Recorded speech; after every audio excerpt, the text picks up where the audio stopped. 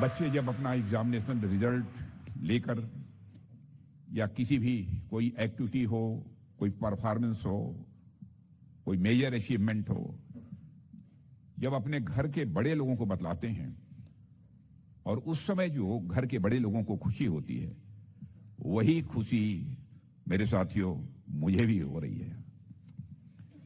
और भाई बाहर जब मैं आप सबके द्वारा लाए गए इनोवेटिव सब सारे जो आपके कंसेप्ट थे, आइडियाज थे, उसको देख रहा था, जब अलग अलग सेक्टर्स में आपकी अचीवमेंट्स को देख रहा था, जब आपकी कल्चरल परफॉर्मेंस को मैं यहां पर देख रहा था, मैं सच कहूं तो मैं स्वयं को भी गौरवान्वित महसूस कर रहा था। साथियों, जब भी मैं एनसीसी के अपने कैडेट से मिलता हूं तो उन कैडेट्स में मुझे सिर्फ कुछ एक व्यक्ति नहीं दिखाई देता, एक पर्सन नहीं दिखाई देता, बल्कि आप सभी के अंदर मुझे भारत का प्रतिबिंब दिखाई देता है। एक तो आप भारत के अलग अलग हिस्सों से राष्ट्र की सेवा करने की इच्छा लिए हुए एनसीसी में शामिल हुए हैं। एनसीसी का कैडेट मैं रहा हूं, मैं भी रहा हूं, और मैं जानता हूं कि सभी एनसीसी में पार्टिसिपेट करने के लिए इच्छुक नहीं होते हैं। ऐसे कोई बच्चे होते हैं जिनकी बिल्कुल उत्कट इच्छा होती है कि एनसीसी में मुझे पार्टिसिपेट करने का, भाग लेने का अवसर मिले।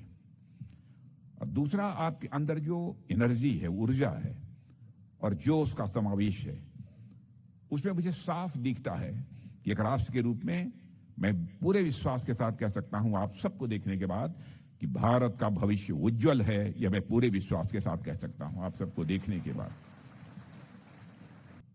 आप लोगों को शायद पता होगा हमारे प्रधानमंत्री भी एनसीसी कैडेट्स हैं और आपका यह रक्षा मंत्री भी एनसीसी कैडेट रहा है।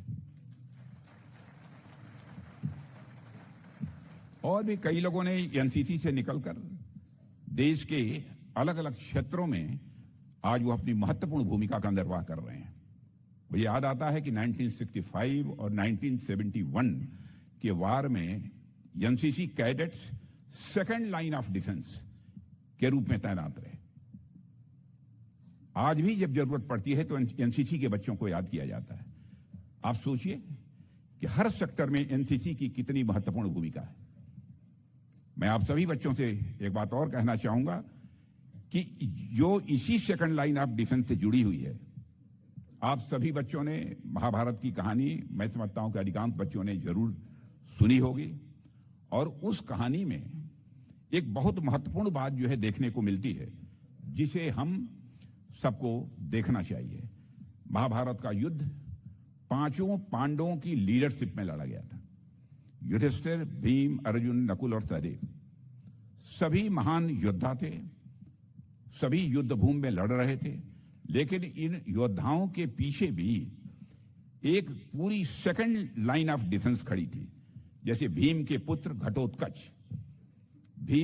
घटोत्कच और अर्जुन के पुत्र अभिमन्यु, ये सब सेकंड लाइन ऑफ डिफेंस जैसे ही थे, माने जैसे एनसीसी के वो मान लो वो भी थे। युद्ध में एक बार द्रोणाचार्य ने चक्रव्यूह की रचना की। अब समस्या यह थी कि चक्रव्यूह को तोड़ना यह बहुत बड़ा चैलेंज था। केवल अर्जुन और भगवान कृष्ण को ही पूरी तरह चक्रव्यूह तोड़ने की कला मालूम थी। लेकिन उस समय हुआ क्या, अर्जुन को दुर्योधन के योद्धा युद्ध करते करते रणभूमि से बहुत दूर ले गए अर्जुन को, और कृष्ण भी उस समय वहां पर उपस्थित नहीं थे। यानी जिन लोगों को चक्रव्यूह तोड़ना आता था वे दोनों ही उस समय पर मौजूद नहीं थे। ऐसी संकट की घड़ी में सामने कौन आया? यहीं पर सेकंड लाइन ऑफ डिफेंस का महत्व समझ में आता है। उस समय आगे बढ़कर चक्रव्यूह में प्रवेश करने का साहस किसने दिखाया? अभिमन्यु ने दिखाया। उसे चक्रव्यूह में प्रवेश करना आता था, लेकिन दुर्भाग्य से अभिमन्यु को बाहर निकलने की कला नहीं मालूम थी, इसका ज्ञान उनको नहीं था। फिर भी उन्होंने देश और धर्म की रक्षा के लिए अपना कदम आगे बढ़ाया। और अगर उस दिन अभिमन्यु चक्रव्यूह में प्रवेश न करते तो द्रोणाचार्य युधिष्ठिर को कैद कर लेते और महाभारत का युद्ध उसी दिन समाप्त हो जाता। इसका मतलब कि अभिमन्यु यानी आप सब यानी सेकंड लाइन ऑफ डिफेंस का वह प्रयास पूरे युद्ध की दिशा बदल देने का निर्णय था अपने में, मैं ऐसा मानता हूं। अब यहां मैं एक बहुत महत्वपूर्ण बात समझाने मैं समझता हूं समझने की है कि आज के समय में आप लोग और खासकर आप सभी एनसीसी कैडेट इस देश के वही सेकंड लाइन ऑफ डिफेंस है। और आज की दुनिया अपने आप में एक नई महाभारत है। इतनी अनसर्टेनिटीज, इतनी तरह तरह की समस्याएं, मैं मानता हूं अपने आप में किसी महाभारत से यह कम नहीं है। और इस नए महाभारत में आप लोग ही नए अभिमन्यु हैं।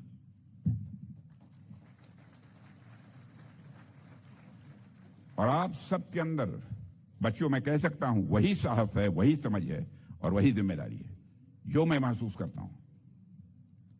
बल्कि मैं कहूंगा कि आप सभी बच्चे नए भारत के नए अभिमन्यु हैं।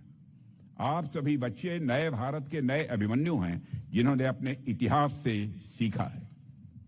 और मुझे विश्वास है कि आप जैसे भारत के नए अभिमन्यु किसी भी प्रकार के चक्रव्यूह में प्रवेश करना भी जानते हैं और उनसे विजयी होकर बाहर निकलना भी जानते हैं। उस अपमान सिंदूर के बाद मैं भुज में अपने सैनिकों के साथ मिलने गया था और मुझे अपने वीर जवानों के साथ साथ वहां की कुछ एनसीसी के कैडेट से भी मिलने का अवसर मिला था। और यह देखकर मुझे बहुत अच्छा लगा कि हमारी सेकंड लाइन ऑफ डिफेंस भी अपने पूरे जोश में है। जैसे हमारे आर्म फोर्स के जवान थे, वैसे ही हमारे एनसीसी कैडेट्स। और मुझे यह भी बताया गया कि ऑपरेशन सिंदूर के दौरान देश भर में जब मॉक ड्रिल्स किए गए तो उसमें हमारे एनसीसी कैडेट्स ने भी जनता को जागरूक करने में बहुत ही महत्वपूर्ण भूमिका आप सबने निभाई है। इसके लिए भी मैं आप सभी एनसीसी कैडेट्स को और आपके माध्यम से सारे देश के एनसीसी कैडेट्स को अपनी तरफ से हार्दिक बधाई देता हूं, उनको मैं शुभकामनाएं देता हूं। और साथियों, एनसीसी आपके अंदर वो सारे गुण डेवलप करती है जो आपको हर तरीके से मजबूत बनाते हैं। और आपकी यही मजबूती राष्ट्र को